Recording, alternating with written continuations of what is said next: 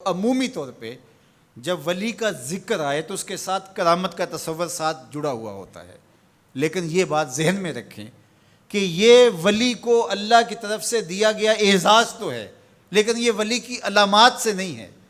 یعنی ولی کے لیے جو شرطیں ہیں، جو نصاب ہے، وہ ایمان اور تقوی ہے۔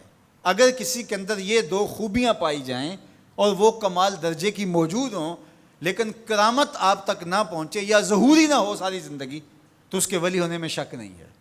اور ایک شخص کے اندر آپ کرامت دیکھیں لیکن یہ دو خوبیاں نہ پائی جائیں تو اس کو ہم کرامت ہی قرار نہیں دے سکتے، وہ استدراج ہوگا۔ ہر وہ خرق عادت امر جو بغیر کسی شخص سے ظاہر ہو اور ہو خرق عادت، ما فوق الفطرت چیز ہو، تو اس کو قدرت الہیہ کہیں گے۔ اور اگر وہ نبی کے ہاتھوں سے اعلان نبوت سے پہلے صادر ہو جائے تو اسے ارہاس کہا جاتا ہے، اعلان نبوت کے بعد ظاہر ہو تو اسے معجزہ کہا جاتا ہے، اور وہی چیز کسی ولی کے ہاتھ سے ظاہر ہو تو اسے کرامت کہا جاتا ہے، اور اگر کسی عام بندہ مومن کے ہاتھوں سے ظہور پذیر ہو تو اسے معونت کہا جاتا ہے، اور اگر وہی کام کسی کافر سے یا کسی فاسق و فاجر کے ہاتھوں سے ظاہر ہو تو اسے استدراج کہا جاتا ہے، جس طرح دجال کے ہاتھوں سے قرب قیامت میں ہوگا کہ وہ مارے گا بھی اور زندہ بھی کرے گا۔ اب استدراج میں اور کرامت میں فرق کرنا یہ عام آدمی کے بس کا روگ ہی نہیں ہے، وہ کیسے کرے گا؟ تو اس کے لیے سادہ کلیہ یہ ہے کہ ایمان اور تقوی کی شرط کے ساتھ اس چیز کو کرامت کہا جائے گا، اور اگر یہ دونوں شرطیں نہیں پائی جا رہی تو وہ پھر استدراج ہوگا۔ تو اس لیے ولی کو پہچاننے کے لیے کرامت معیار ہی نہیں ہوا، کرامت نصاب ہی نہیں ہوا، ولی کو پہچاننے کے لیے ایمان اور تقوی ہوا۔ اگر کرامت کو معیار بنا لیں گے تو پھر استدراج والے کو بھی ولی ماننا پڑے گا۔ اور یہی وجہ ہے کہ بہت سارے لوگوں نے ایسے لوگوں کے اوپر جو کسی بڑے بزرگ کی گدی پہ بیٹھ گیا، یا وہ چار لوگوں نے اس کو مان لیا یا اس کے شعبدے چل گئے اور شریعت کا واضح تارک ہے، اور لوگ اس کو اللہ کا ولی مان رہے ہوتے ہیں، اس لیے کہ ان کے ہاں معیار وہ نہیں ہے جو قرآن نے دیا ہے۔ قرآن نے دیا الذین آمنوا وکانوا یتقون، اور کرامت معیار نہیں ہے، وہ ایک ثمرہ ہے۔ اس ثمرے کو پہچانا جائے گا اس اصل نصاب کے بعد۔ اس کو صرف ایک مثال سے سمجھاتا ہوں۔ حضرت داتا گنج بخش علی حجویری علیہ الرحمہ نے کشف المعجوب میں یہ واقعہ لکھا ہے۔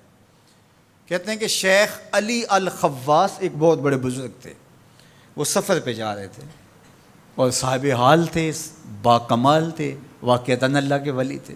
ایک شخص آیا اور ہانپتا کانپتا ان کے پاس آ کے رکا، کہا آپ شیخ علی الخواص ہیں؟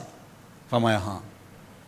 تو کہا کہ میں لمبا سفر کر کے آیا ہوں اور آپ کی صحبت میں کچھ دن گزارنا چاہتا ہوں، تو آپ مجھے اپنی صحبت کے شرف سے محروم نہ رکھیے۔ تو حضرت شیخ علی الخواص نے مراقبہ کیا اور اسے کہا کہ مجھے تیرے بدن سے کفر کی بو آ رہی ہے۔ اللہ والوں کو اللہ نے بصیرت کا نور دیا ہوتا ہے۔ اس نے کہا جی میں نصرانی ہوں اور دیار غرب سے آیا ہوں، آپ کی شہرت سنی تھی تو آپ کی صحبت میں کچھ وقت گزارنے کی آرزو ہے، مجھے محروم نہ رکھیے۔ شیخ کہتے ہیں میں نے ٹالنا چاہا، میں نے کہا کہ میری صحبت میں رہنا بڑا مشکل ہوگا، تکلیفیں سہنا پڑیں گی۔ اس نے کہا جی میں گوارہ کروں گا۔ فرمایا ٹھیک ہے۔ کہا کہ میں چلتا گیا اور وہ بھی میرے ساتھ تھا۔ 8 دن گزر گئے، کبھی کھانا ملتا، کبھی 2 لقمے لے لیتے، کبھی پانی پی کے گزر اوقات ہوتی، کبھی گھاس کھا لیتے۔ ایک دن اس کا وجود کپ کپا رہا تھا بھوک کی شدت کی وجہ سے۔ اس نے مجھے کہا شیخ آپ اللہ کے بندے ہیں، میں نے عہد تو کیا تھا کہ کوئی آپ سے مطالبہ نہ کر پاؤں، لیکن اب میری سخت جواب دے گئی۔ تو آپ اللہ کے مقرب ہیں، تو اللہ کے اس قرب کی وجہ سے اس سے دعا کیجئے تو وہ میرے اور آپ کے کھانے کا انتظام کر دے۔ کہتے ہیں کہ میں اس کی حالت کو دیکھ کر کے سجدہ ریز ہو گیا اور اللہ کی بارگاہ میں نے یہ دعا کی مالک اس کافر کے سامنے رسوا نہ کرنا۔ کہا جب میں نے سر اٹھایا تو آسمان سے ایک طبق اترا جس کے اوپر 2 پیالے شربت کے تھے اور 2 روٹیاں تھیں، تو میں نے ایک پیالہ اور ایک روٹی اس کو دے دی اور ایک خود لے لی، اور پھر سفر شروع ہو گیا۔ 8 دن پھر گزر گئے، پھر ایک دن وہی حالت کہ اس کا بدن کپ کپانے لگا۔ تو میرے دل میں آیا کہ روز روز حالت ایک جیسی نہیں ہوتی، تو اس دن تو لاج رہ گئی تھی، تو کہیں آج یہ پھر نہ بول پڑے، تو قبل اس سے کہ یہ بولے میں نے بول کر کے کہا کہ تو بھی عیسائیوں کا بہت بڑا پیر پادری ہے، تو آج تیری باری ہے۔ تو کہتے ہیں جب میں نے اس کو کہا تو اس نے بھی سجدے میں سر رکھ دیا، اور میں دل میں سوچا کہ اس کا سجدہ ریز ہونا کیا معنی رکھتا ہے جب ایمان ہی نہیں ہے۔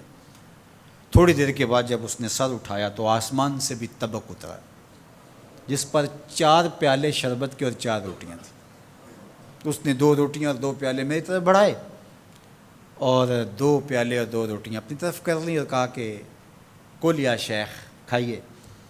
میں نے کہا میں نہیں کھاؤں گا، اس لیے کہ کرامت ہو نہیں سکتی، اور استدراج کا کھانا جو ہے وہ میں کھا نہیں سکتا، چونکہ تم کافر ہو تو میں استدراج کا کھانا کھاؤں تو یہ نہیں ہو سکتا۔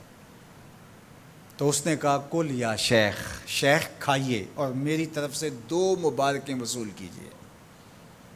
میں حیران ہوا، میں نے کہا کیا مبارکیں؟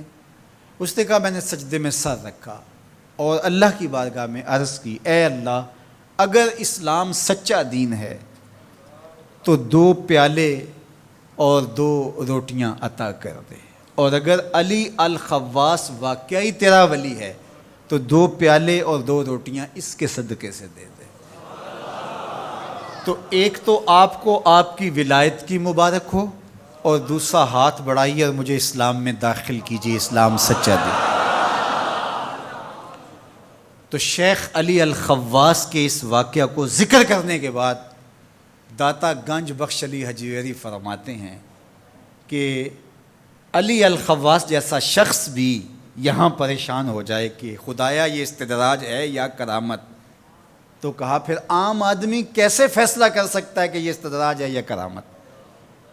تو کہا کہ اس کو یہی دیکھنا پڑے گا ایمان اور تقوی ہے کہ نہیں۔ تو ایمان اور تقوی یہ علامت ہے کسی کے ولی ہونے کی۔